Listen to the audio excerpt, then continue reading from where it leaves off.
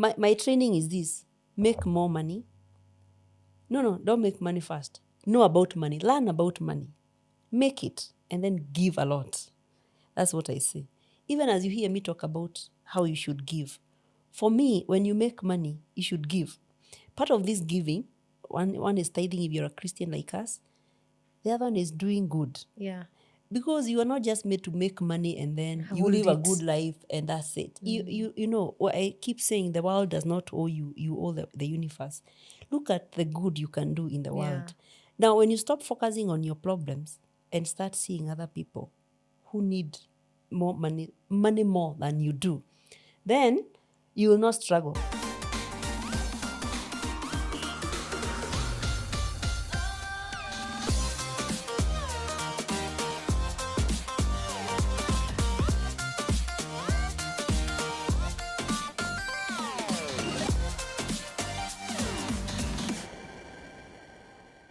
Welcome back to Silas Reflection, and today please get your notebook and a pen. Hapo ndo tunasemanga tafadhali chukua kalamu na karatasi, manake mwalimu amerudi. Karibu sana Purity. Asante I am Sele. so happy to have you back. Can I tell you something? The last episode we did, in case you guys didn't watch it, was in January. Yeah. When you're talking about finances, how to plan your finances, like kujipanga tu for the year 2025. Yeah. It did so well. Wow. Like extremely well. Nilikuwa naipata tu uko kwa WhatsApp groups, uko TikTok, uko umeshare, uko kwa blogs. For a moment I was like, guy, kwani tuliongea nini? Kwani tulisema nini hiyo? Kwani nini tunatrend? But ukiangalia comments and everything, they were all on the conversation. Yeah. Like nothing was shifting from the conversation. Yeah. Because you know really when they share it, wanataka kusema oh hata huyo msichana, oh hata huyo mwanamke. It was nothing like that. It was mimi black tax, mimi black tax, mimi it stuck to the conversation, which was so good. Like ilileta hizo opinions za wase tukachambua thank you so much. Karibu sana. Na nikasema lazima nikuite. And that's why you're here. And I'm happy to be here. And I hope you don't get tired of us. No, I cannot. Please don't. This is my calling. Thank you for coming. Karibu. Asante Sele. Good. And good to see you also. Thank Naona you. tu nachapa marathon huku. Hizo tulianza wapi? Tulianzia Februari hapo. Tunajaribu. It's when I grow up. You want to be like, I will show you the I want to ways. do a marathon. Nice. Nitakuita moja. Yeah, so after your episode, of course now we are mid-year, we are in July. So nikasema hebu Purity nikutafute, then we can come analyze our mid-year financial status. Like tulianza vizuri. Let me speak for myself, guys. And if you're like me, this is where you write down. Tulianza vizuri. Personally, nilianza mwaka vizuri. After your episode, I even sat down watching it with a paper, analyzing how much % should go to, how much % should be saving, how much, like I did very well. But from where I sit right now, savings nimekula na ni juu kinaumana, kimeumana. Inabidi utoe hizi savings, urushe hapa. Tunataka kurudi tena, that's why I brought you back. Because I know it's not the best thing to say. But like it's even ndo kuko. What I can say is don't be too harsh to yourself, because where I come from, we say saa ile uko na shida unashikanga buzi yako. Unauza ama unachinja. Unauza ama unashija. Especially kuuza. So kama ulikuwa na buzi in the first place, unaona hiyo ni mzuri. So you see, budgeting and these financial conversations are not static. They are very dynamic. So many things will change, and so you need to keep moving. What you need mostly is to be aware. You know, this is where I am, and this is what I need to do. So when we talk about money and entrepreneurship, that is the starting point. Don't be too hard on yourself. You're a human being. Yeah. And also things change, the environment change, the business environment, even your own pockets will change, your incomes. There are many things that change. And so you need to be very dynamic in your approach. You need to be, helpful to yourself. Usijikazie sana. Useme sasa nimeanguka tena. Because we feel like Amuka we are falling. tena sasa. Tena uanze. Tunasikia tumeanguka off track. Kuanguka ni kawaida. Shida ni kukaa hapo. Na si ndio leo tuko hapa sasa. Yeah, because we've fallen off, most of us. Inabidi tu. Yeah. na ulikuwa unafikiria itafika December, yani ikue. So that's why we are here. So we are trying to analyze where are we right now. We started very well. We've fallen off track financially. Madeni zimerudi, ulikuwa umeclear last year December, now they are back. But now that's we want now, sasa tunataka sasa tujirudishe kwenye tulikuwa Januari kabla mwaka iishe. Ni ukweli. Yeah, so where do we start? So thank you Sele. My name is Purity Kimotho. I am a financial wellness and entrepreneurship trainer, and so we just talk about money and help you plan with what you have. We help you make more. We help you keep as much as you can so that you can secure your future from a Kenyan and an African perspective, because we are Kenyans. So that's why we are here with Sele, just to help each other. No one is a pro. You fall, you wake up, you move on, you fall again. But someone told me, even if you fall, you can actually fall 7 times and still rise again. If you haven't fallen 7 times, there's still some grace. Uko sawa. So if you have moved off track, we hope that you'll be back and we'll keep moving together. That's why we are here, to support one another. Yes. Yeah. So how do you realign yourself? Because now you see, kuna zile zenye ulikuwa umeweka, umeset something every month this mpaka December. So do I push harder because nimeshatumia za half? So if I was giving 10K every month, I had already given up to 60. Is it? Yeah. Now I have another 6 months to December. I needed the 120 in December, but now nikiendelea hivyo ndapata to 60. So do I push harder? And also times are tough. I'm not able to push harder. It's true. Ama do I just nitosheke tu niyo 60 nitapata by December? So there are 2 ways of sorting money issues. One is to increase your income. The other one is to reduce your spending. So you look at what is easy. And for me, I think making more money is easier. I know the times are very tough. And remember last time we talked about a formula. I gave you a formula, 50, 30, 20. We said out of the revenue you have, all income, you can spend up to 50%. We are talking about a normal mwananchi, not someone very wealthy, because if you're wealthy, most of the time you keep more money, by the way. Wealthy people spend very little, by the way. Very, because they maybe have 10%. A lot. They have a lot. Yeah. And also, the system works for them. So like for you, when you're budgeting, you have to budget for your fuel, your basic, those things for them are taken care of by their businesses, you see. So they have a fuel card. Okay. If So they're going to the hotel, much to do no, they don't their money. From their pocket, Pockets. very little. And that's why when we train business owners, we tell them how to move from working in their businesses, then go to working on their businesses, and then to being investors now. You get out of the business and let other people run it. So the business now is working for you. Is working for you. Okay.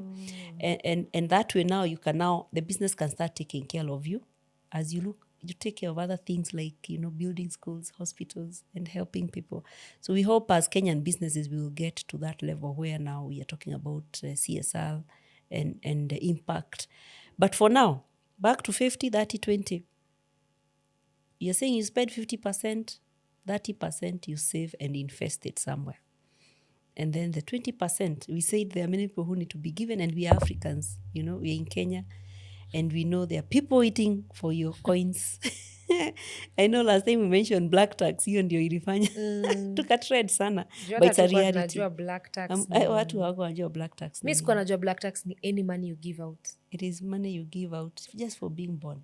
And it happens in Africa, by the way. Only? Oh yeah, in the West, for example, you'll find a very wealthy man.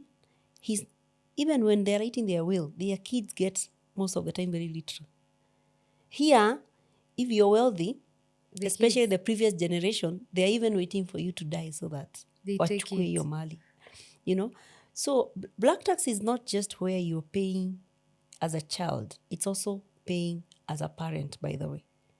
For example, I give an example where you have taken someone to school, a child, you have educated them, you expect by 25, most likely they have a job and they leave your house.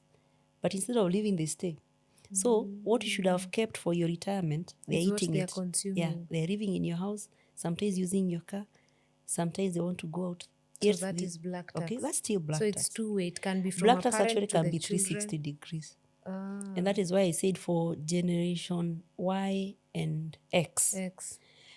They actually are paying black tax 360 degrees. 360, they're paying forward and backward. Forward to their children who are supposed to be taking care of themselves, and backward to the parents. To the aunties, to the uncles, and to anyone, and the society. Yeah, so we said the thing is, because we're in Africa and we're in that season, until our children, because those we say they're not going to pay black tax, they don't even understand it. Until we are done now, when our generation is done, then I think we'll be sorted because of obvious things like civilization. But hapa, to allocate 20% to giving, because hapo ndio tuko, so that when you're giving, number one, objective free. Give to a cause. Don't just, it's very hard to give someone all the money they need, seriously. But if you are giving to a cause, let's say education, there's something specific you're targeting, there's impact. Because if you keep sending your mother money for her chama, well, it's good, there's nothing wrong with it. But don't borrow to give your mother money for chama. Don't put yourself in a very tight situation just to give out money, which is, for me, is a luxury. If because you're not investing. Because you're not investing, you're just giving out. And it's okay to give out, but then allocate 20% of your income. Ikipita hapo sasa, just know now you're actually hinting into your future.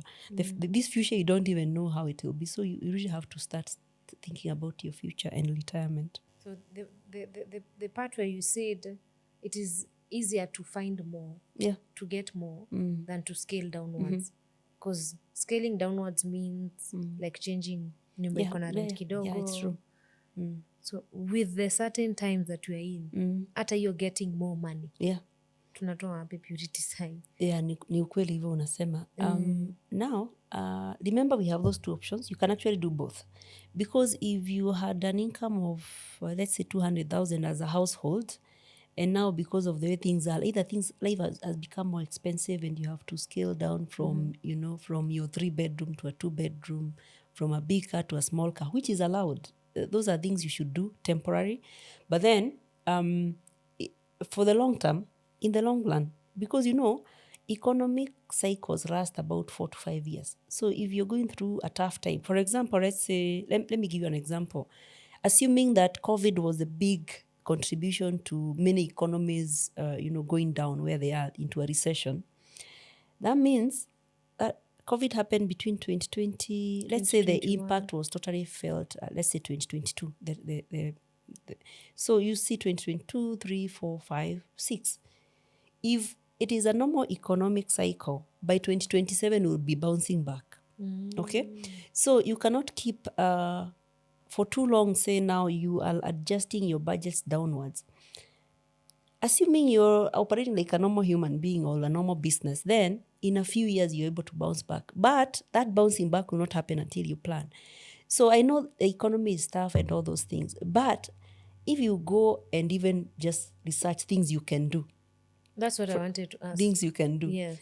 There are many things you can do. And one of them, and even without using so much money, you can, one of the big careers that people ignore and feel it's not good for them is being a salesperson.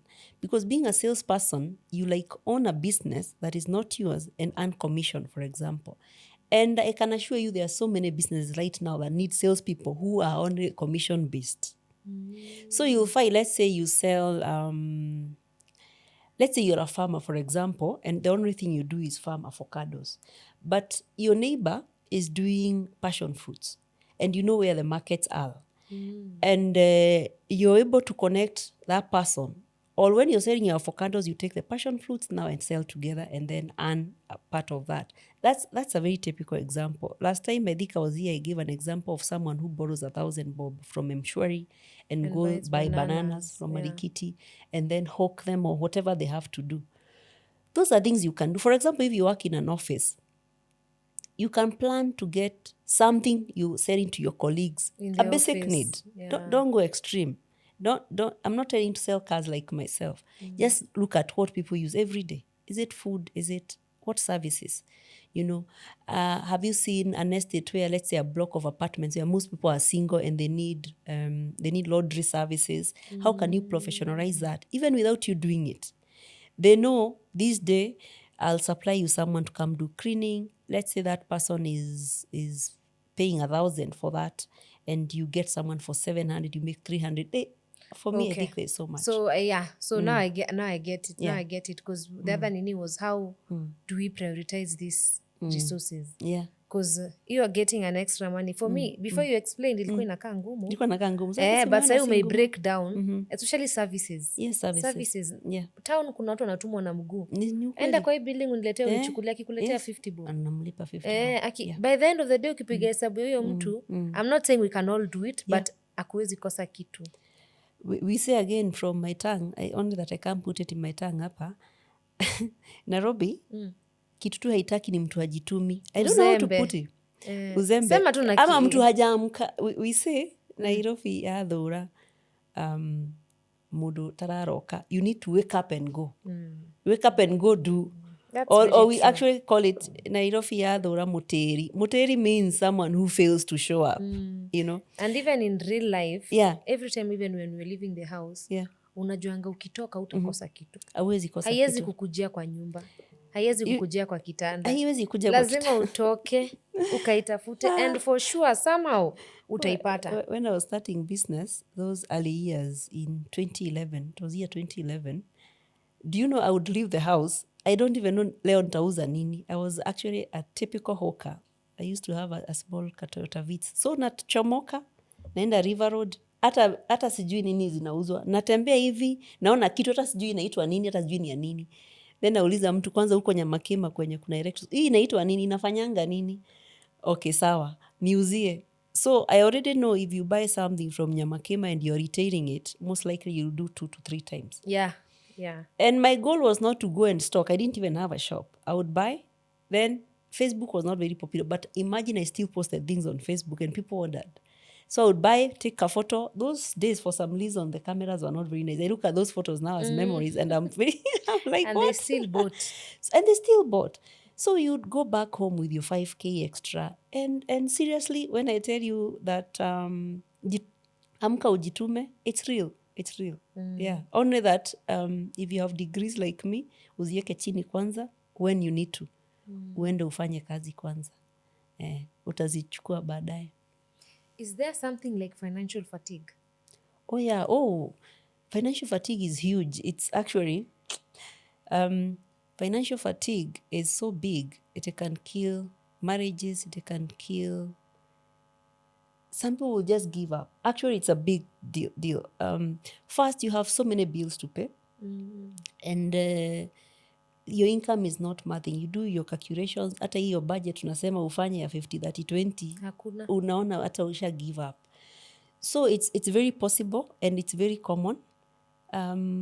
Even giving, just umesaidia watu mpaka umechoka. And that is why I keep telling people, be very objective and plan your giving. Because if you do not plan, you get fatigue. Actually, you can even get into depression. Hata utai kuona watu. Hii kitu ni major because inafika mahali. Watu hata siku hizi kuna watu hawendi nyumbani kabisa. Ama ukiona simu ya mamako unakumbuka, wacha, anakosa kuchukua. Because they have the fatigue. So, why we are here is to help us not get there. And if we are already there, how to get out. So if you have financial fatigue, it's normal, especially if you're the breadwinner or you are major. Nowadays, a breadwinner is not necessarily the man of the house. We have so many women who are raising their families and taking care of a whole community. And if you don't take care of yourself, you'll get the fatigue. Na hata watu ulikuwa unasaidia watasema sasa ona hakujipanga. Unaona? So we don't want to get there. Yeah. Yeah. So how, if you're already there, how do you get out of it? Financial fatigue, one of the things that can bring it, and I know people don't like or they don't know about black tax, ni black tax. Black tax itakupea financial fatigue haraka sana. And black tax is not always about money. By the way, it's not always financial. In my book, I say that black tax is about boundaries, actually. The biggest thing is the inability to say no. Because if, for example, you have promised someone call you and they tell you, I'll need 10K by 20th of July, please nijaribie utafute unipatie, then mwambie nitajaribu, then hiyo siku ifike hauna. Ama uko na 2K but unasikia ni ngumu kumwambia sina, because you are worried about what will people say. Which people? And this person, sometimes what you treat as people's emergencies, by the way, you discover they are not an emergency to them. Amekwambia 10K, wewe unaanza kutafuta hiyo pesa kama ni emergency, but hata kwa yule mtu unapea sio emergency. So take care of yourself. If you can't, just say you can't. Use the word no as much as possible. I'm not saying you be mean, I'm just saying you be realistic. Just to protect yourself. Otherwise utakuwa financially fatigued. Yeah, you protect yourself and protect your family. The people who you owe are your own children, if you have, yourself. Ukienda sana, it's your basic family. Ukienda sana, your parents. Kupita hapo sasa hiyo ni extended kijiji. Yeah. And are there ways that you can avoid getting yourself financially fatigued or burnout? Yes, totally. Actually, I'm very passionate about talking about money, because Africa, you're told you'll be taken to school, maybe you're the only one who went to school, ama tata tuseme hata hukuenda shule tu, Mungu alikusaidia tu ukachomoka. So you're 8 of you in your family, na wewe ndio unakaa, Mungu alibariki. Okay? So everybody has expectations on you. Okay? So there's this one who will call today, they want 2K, another want 10K, another want 100K and all that. Okay? And they're all calling you. Remember, let's start with, they are not children, especially. If they are not kids in school who need school fees, we are talking about adults, grown adults. Yes. And we are not taught to tell someone, you want 5K to do this. How much do you have? Ndio nikuongeze. Why? You want to start a business of 5,000. Uko na 2,000 nikuongeze hizi 3. So that when we saw you start the business, then we are done with you, we move to the next thing. Because this thing of giving people money perpetually, especially adults, it's a big problem in Kenya and in Africa.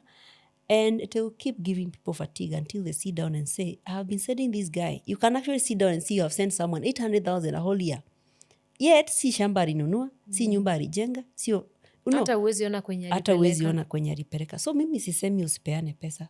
Peana kulingana na kiwango yako na ile pia umepanga kupeana. Even the Bible says you be a cheerful giver and give what you have purposed in your heart. So you should not be coerced to give. You should not feel like sasa mimi ndio nitatoa hii familia yetu kwa umaskini. It is good to do that. But don't overburden yourself. If you have to do that, then be very strategic and have a plan. We all want our families out of poverty, by the way. That's for sure. But how you do it can actually lead you yourself to poverty and make them even poorer by enabling them. Sasa, kuna sisi, ama kuna hawa watu wenye tumesema, wamejituma. Like, yeye anaamkanga kila siku, anatoka, anarudi, anatoka, hustle.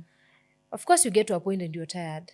It's not maybe sometimes giving. Not always will it give as you expect. So there are those signs. Because every day I'm used to, kwanza hii kitu ya amka utoke utapata, iko kila mahali. Amka toka ukatafute. Endo ukatafute mjengo. Utasikia tunakwambia, siuingie kwa mjengo. But then, are there signs that someone can see by then imebana, I'm tired of looking for, of hustling, if that's the word. Nimehustle, nimechoka. Because every day I'm out, na hata ni kama inaenanga ikizunguka, inaingia ikitoka, hata sioni. Hiyo swali imenikumbusha picha niliona New York. Nikitembea mtaani, sasa si mimi najua nimefika New York City. Yani the number of people I saw homeless, wengine wamefuta vitu huko, hata sijui ni nini wanafuta huko. Anashikilia tu wall, ako tu hapo. You can tell huyu mtu hana kitu ingine. So, hizi mashida si za Kenya peke yake. Na hapa, hata nilikuwa nasema Kenya, tuko na bahati saa zingine saa ile ni kunoma, unaweza rudi ushago kula kule Muthokoi kidogo, githeri yenye mako na pika ukula kule na utalala. Out there, in the developed countries, hakunanga fallback plan. Someone told me, who lives in the US, Kenya unaweza kuwa na milioni na wewe ni milionea. Uko nje, utakuwa bilionea ama many millions asubuhi, jioni you're homeless. And why? And you're sleeping in your car or whatever because of systems. You see, ours here is a social system, theirs is a capitalist. Okay. And what we need is a good balance of both. Yeah, take care of your people, take care of one another, but also look for money. Wake up and look for money. Hii burnout tunasema it's possible, but also Celestine, unajua kuna kitu watu hawajaanza kutumia sana in Kenya. Before ufike kwa hii burnout, there's, unaenda down. Before when you start going down, financially and mentally and all that, seek help. Nowadays we have therapy. We have marriage therapy. We have whatever therapy. But we also have financial therapy. Yeah. That's what I do. Yeah. You will sit down and discuss about you and your money and how because sometimes what you need is not more money. What you need is actually information. What you need is knowledge. You need is a new mindset. So you need to sit with someone who you trust and who you think is making good, not a rich person necessarily, but someone who can guide you and tell them, this is what I'm going through. Nimekuwa nikiamkia Gikomba kila siku, naenda kuuza biashara yangu kuna vile. Huyo mtu, they can give you one word that will save you physically, mentally and otherwise and help you make better financial decisions. So saa zingine, don't wait until umefika huko chini kabisa. Seek help, always. Saa zingine hata una pesa ya kulipa huyo mtu, but seek help.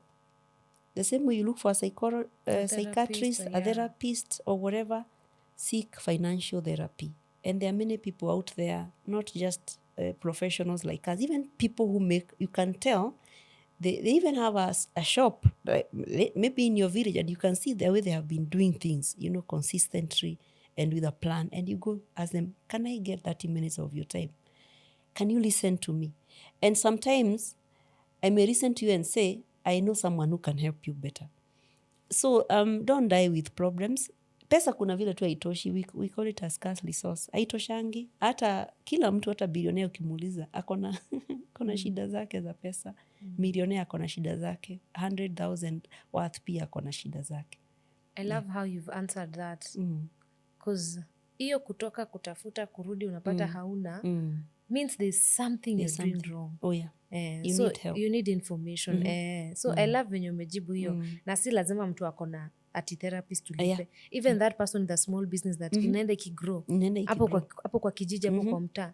Anaenda tu akigrow. Alianza na kakiosk na kuna ka information atakupatia hata wewe uone pesa zako zikianza kukaa. Yes. Kwa mfuko. Yes. Juu sasa zilikuwa zinaingia zikitoka hivi. That's true. Me, I know one thing. One thing I know that will always keep my money in my pocket is when I tithe. Yeah. Aki, hiyo information nayo anapeanga kila mtu. Whenever I tithe, my money is always left there, me wondering, ni nini nafaa kufanya na sijafanya? Yeah. Like, niko na pesa, sina kitu ya kufanya, but whenever I eat my tithe, pesa yangu ilienda. So that is one hack that I know. When I talk about give 20%, depends on what religion you are. Why I don't talk about tithe a lot is because people have very diverse opinions about tithe. People and that's why I've said me. You see, yeah. It's a very personal thing you have to do. You know what happens with money. My training is this: make more money. No, don't make money fast. Know about money. Learn about money. Make it, and then give a lot. That's what I say. Even as you hear me talk about how you should give. For me, when you make money, you should give. Part of this giving, one is tithing if you're a Christian like us. The other one is doing good. Yeah. Because you are not just made to make money and then you live a good life and that's it. You know, what I keep saying, the world does not owe you. You owe the universe. Look at the good you can do in the world. Now, when you stop focusing on your problems and start seeing other people who need more money more than you do, then you will not struggle. Now, the ability to tithe is not being tunasema kunini, being brainwashed. Many people say tithing is being brainwashed, but this is how I look at tithing. You have detached yourself from money. You tell money what to do, because if you're not able to command money and instruct it, if you allow it, it's a very bad master. it will even when you have a lot, it will put you down. When you have little, it will put you down. So you need to get that level where you tell your money, this is where you will go, this is where you'll go, this is what you will do. You instruct it. Yeah, you instruct it. I love those 3 things. How to? You learn about money. Money. You make it. Make money, then you give. Mm. That third one, I am with you. Even the Bible, I know I'm a Christian, I'm sorry guys, says the Lord loves a cheerful giver. Whenever you're like this, hivi ukipeana, zinamwagika zikienda, zinamwagika sasa ukikaa hivi, itaingia kwa mkono gani na ulisha hold. But also Kenyans use that a lot. That again, if someone is using that when they are borrowing you, that is now entitlement, and it's and blackmail. Also guilt, blackmailing. You should use it when you're giving, not when you want to receive. And they'll tell someone, God loves a cheerful. Give me, and God will bless you. No. I'm talking from the person who is giving. Who is giving? From the person who is giving. Very, very good message. But you as a receiver, someone who wants money from someone, please don't use that. That's and also the giver, don't give in expectations. Yes, exactly. Because there's also that one who is giving nilikupea na hata uwezi. So ukipea peana na we peana ukisonga. So maybe a few tools we can use to reset, because tulianza vizuri, but now we feel like we are back, we are falling off. So a few tools we can pick up from July, August, September, October. Kuna mbuzi tunataka kula December. Kuna family trip tunataka kwenda December. Hii yote ilikuwa kwa budget ya January. We said a budget and financial planning is dynamic. So keep adjusting. If you wanted to go to, for example, Thailand, lakini pesa yenye kulingana na vile mambo inaenda nitafika Voi. That's me. Voi. It's that adjust, but even as we said, look for how else can I meet these financial goals. And I'll go back to look for ways where you can make more money. I think mindset here is more important even than the real money. So you're feeling now, umerudi chini, let me give a typical thing I was thinking about in the morning. I was walking in the morning and I thought, personally, no matter how much I work out, I don't lose any weight. If I want to lose weight, I have to start with the plate. Kama sasa I came back with extra 5 kgs after eating bad McDonald's and all those bad things. I mean, if you're sleeping in a hotel, most likely you eat junk. Yeah, junk, if you're used to eating at home. So I came and started my process on a Monday. Normally I give myself 1 week to go back to the weight I want. And sure enough, by the following Monday, I was back. 5 kgs off? Oh yeah, they were off. Because the target is food. Remember, I still work out. I have worked out for many years. Yeah. And I know there's nothing. Hata nikikimbia for 2 Unajua kilometers. Tu ni chakula hapa. Chakula. Sasa ninirudi kwa grill zangu na nikule vizuri. You know. And so the same thing with financial wellness. There's no shortcut. Seriously. It's about you. Sometimes you already know what you need to do. Sometimes you don't know, and that's why we are here. For you to go back, to track, you need that discipline. Discipline is not something that it's not fast. It's painful. It is slow. It's boring. It's those boring, slow things are the ones we want to go back to. So we want to go to Thailand. I was supposed to be saving 5K every month. Now nimekula yote. So then I have to now give myself a bigger target, 8,000. Then now sit down and ask, where will this extra 3K even come from? Na hata hii 5K kupata ni ngumu. But now you twist your mind and put it in that space and say, this is what I want. And then you summon your whole everything, all your faculties, you summon all your daily habits towards that goal. Financial goals are very easy. For me, I think they are easier than just normal life. For example, losing weight is a lot of work. It's so much work. Oh my God. So compared even to looking for money, I think it's easier to discipline yourself. For example, if, for example, you go out, you eat out every day, just carry food and then see how much that will save you. Simple steps. If you have to take your kids to Pizza Inn every Sunday, and you usually spend 5K, for example, look at how you can cut that 5K to 2K. And okay, these are big things. Yeah. there are just ways you can work and cut out a bit of wastage, and now start asking yourself, how else can I make this extra coin? Just going back to try create more income streams, not without going, way or spending so much money. Just basic things that you can do. There's something you've said na imefanya ninafikiria like changing that mindset is even harder than even getting that money. The money itself. And that is so true. Do you know how hard it is? Nilishajiambia December nataka tuende hiyo Thailand na pesa ya Thailand nishakula July. Me telling myself that December haitafanyika, tutafanya next year December. Exactly. Yeah. That is so hard. It is. Like changing that mindset. Yeah. Mi saa niko July naona venye hapana. Yeah. Watch. And initially the plan was from January to December. Yeah. So telling myself like changing that mindset, even as little as you umesema ya hatutakula out, hatutakula out on Sunday. Yeah.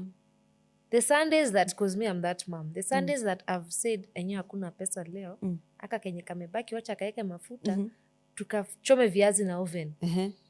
Zinaishanga na feel, hiyo siku inaishanga nasema imagine I've made it. You have made it. Cause inafikanga sana ni ama tu nichukue hii pesa ama tu. By the end of the day, you feel so proud of yourself because it's not easy. Because you're used to eating pizza on Sundays or what. That's why you talked about boundaries and the ability to say no. But then even your kids learn. When they ask, are we going to the mall today? And then you say, don't even be telling them there's no money. There's no money. Don't tell them there's no money. Tell them the money you have is not for that. The money is for something else. It's for something else. Like breakfast tomorrow morning. Their parents kept telling us there's no money until, So don't tell your children there's no money. Just tell them the little money I have is for something else. And with time, they will know it's not every day we have to go out and do this. Yeah, it's doable. So maybe one small encouragement to a listener who is feeling like maybe it's too late to start doing these things. Maybe alikuwa anataka kuanza January hakuanza. And the reason for this thing is if we can start again in July, we have 6 more months to go. Yeah. Maybe hata utakuwa na mingi kuliko zenye ungekuwa nazo from January. You never know. So yes, an encouragement. First, encourage yourself because life is not cast on stone. Actually, sometimes there's no script even. So first, they encourage yourself. Okay. Yeah, because if you wait for people to keep encouraging you, it may be hard. But you sit down and say, I tried. I even managed to come this far. Even clap for yourself a bit. And then from there, say, so what next from here? So pick yourself up and start again, all over again.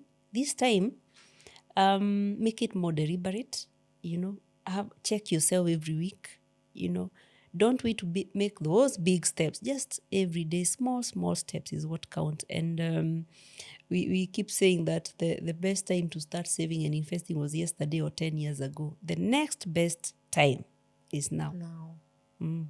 It's now. So because we don't know about tomorrow, so let's do what we can with the little money we have or with the much, because the little also becomes much. And there is one of the 8 wonders that Warren Buffett like talking about. He calls it the power of compounding. Unaona ile shilingi 5 unaweka kwa sako, end of year unapata 10%. Then badala ya kukula hiyo 10% unarudisha. That compounding. I wanted to give the circle example because many people understand circles. It's the same that works with money market. If you don't withdraw your interest every month, they'll keep giving back. If you have shares, for example, and you get dividends, instead of eating that money, if you don't need it that time, you go buy more shares. That is the power of compounding. And it is so slow. By the way, like I mentioned last time, Warren only targets a growth of 10% per year. People just want to make 10% per week. Just that slow movement, no get rich quick stuff. If you know something and it has worked, if you're in business, keep doing that. Because people will come tell you, tufanye hii, sijui nini. And then you run to it. The little you had saved, you go waste it. By the way, there's something I wanted to tell you viewers, Sele, today. That, in Kenya, 70 to 80% of jobs are created by small businesses, SMEs or micro SMEs. Yeah. But what we also don't tell people is that very many people become broke and poor because of starting businesses. Because almost 80% of businesses started fail completely. Almost what percent? 80. So only Let's say 20 let's call it ndo 75%. So only within 25. the first 3 years. And when they are failing, they are going down with Yeah, what? broke. The money. People's savings, the money you have saved for so many years when you were employed, money you had borrowed from people, money you have borrowed from family and friends, money you had borrowed from the bank. So each year, starting a business makes more people poorer. That's something people never discuss. So, and that is why I'm here. Because before you start that business, or you're already in it, before you go down with everything you have, please seek help. Sit down and ask someone, what do you think I am doing wrong? I started at 5 million. Now I'm at 1 million. Next year, I know I'll be closing. Get someone to help you and to rescue you. Yeah. Does it mean so that one, the person who is saying I started 5 million, 1 million, 2 million, hivyo inaenda ikishuka, at some point inaweza pick up? Ama does it mean? Yeah, inaweza pick up. Inaweza pick up. And also, people should stop starting businesses because they have money. I don't know whether I said that last time here, that there are two categories of people. People who start a business because they have money, or they found money, or like someone retiring, or people who start a business to make money. And remember, you don't always need money to start a business, okay? You can start small, bootstrap, whatever. Lean startup. You start wherever you are with what you have. Even if the only thing you have, and the biggest capital, by the way, you bring to a business is yourself. Yourself, your mindset, your attitude, what you know, who you know, okay? Those are big things that you bring into business. But when people are starting businesses, they say, I don't have capital. Nobody will bring you capital and start you from zero. So it is very possible to start from 5 million and go to 1 million, especially if you don't keep auditing yourself. Utalipa overheads, ulipe marent, ulipe nini, na pesa haikuji. Either umekopesha, pesa bado haijaripwa. Within no time, within years, unapata, instead of becoming better, you're getting worse. But that is not a reason to give up. You just need to learn, skill yourself, and then now start moving to the right direction. Yeah. Okay. I think hapo kuna some tips, because most of us, we are waiting for the day we are going to get this money tufanye biashara. Then there are those who retire, they are given money, then they start looking for business things to do, inapotea. Na hujai learn hardware ya maisha yako yote. Weka hiyo pesa ukulange badala ya kufanya hivyo. But the most, kidogo, like last week guest aliniambia alianzanga kwa ofisi, the CEO of Smart Hub alianzanga kuletea watu matunda kwa ofisi. Wanjiku. Wanjiko. So unaget huyu mwenye alianza by giving herself in the business, the most biggest value. That's the biggest capital you bring. Right now the business is big. It's big. Online. Yeah. So I think okay. Yeah. Those are very nice words. Yeah. So thank you so much, Purity. Karibu sana. It's always a pleasure. It is. Always a pleasure to have you. Allow me to introduce my book so that people na hii nilisoma within one sitting. Oh, you did, eh? Yes. I tell you, these very are 2 simple hours. English, very simple. very nice. And then you have a guide. So this is liquid ways to invest your money in Kenya. This book simply just tell you what to do with money to save, and where to put it after you have saved. Very keen. And then this other one is for business people who are starting or who are already in business. It's called 70 Realities and Rules of Running a Successful Business. This is not an academic book. It is a reality book. You will read it and be like, yeah, oh my goodness, all these things, kumbe, they are normal. Ni vitu za kawaida. So don't struggle alone. Seek help. And these books, they are at Nuria Bookstore, and you can find them on Amazon or in our car at Urban Drive, Autos on Kiabu Road. Yeah. Asante. Thank you so much. And how much is a copy? A copy is 1,000 bob. 1,000 bob. Yeah. Yes. Hiyo ya kwanza nilisoma. Key ways to invest in your money in Kenya. Yeah. Nilisoma. Those are the ones. Balling slow. Yeah. Proven over many years. Kama watu wa biashara sahi. Hey, businesses are struggling. Things are tough. Yeah. So what can they do? Like unaweza waambia nini? Ile kitu naweza waambia, number one, we said, a normal economy has cycles. I have been in business myself for 14 years. So I think I have been through, how many cycles? 3, Each cycle lasts 4 to 5 years. So I have been there a while. So I know it will be up, down, and all that. So we say that, 75% of businesses fail within the first 3 years. Those are statistics. Those are numbers. But remember, I've said businesses fail. But these are the same people, these business owners, who come back and start something new, something fresh.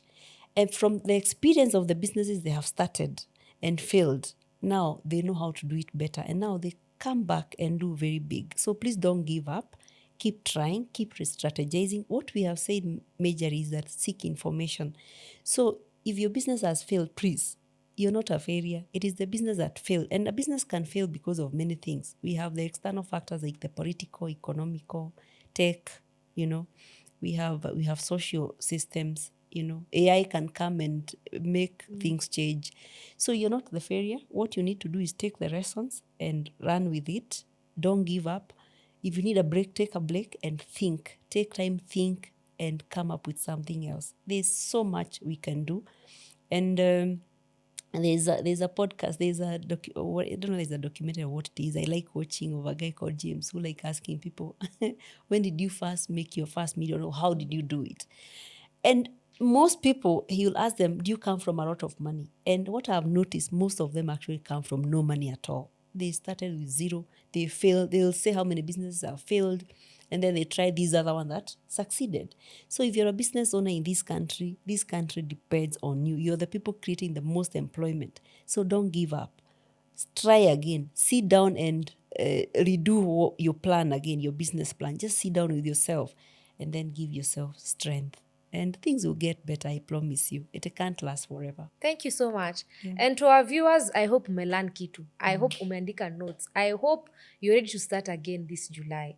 January to June inaweza kuwa imekuwa mbaya nini, but July, August, we have a few more months before the year ends. So yeah, that's it from us today. Until next time, bye.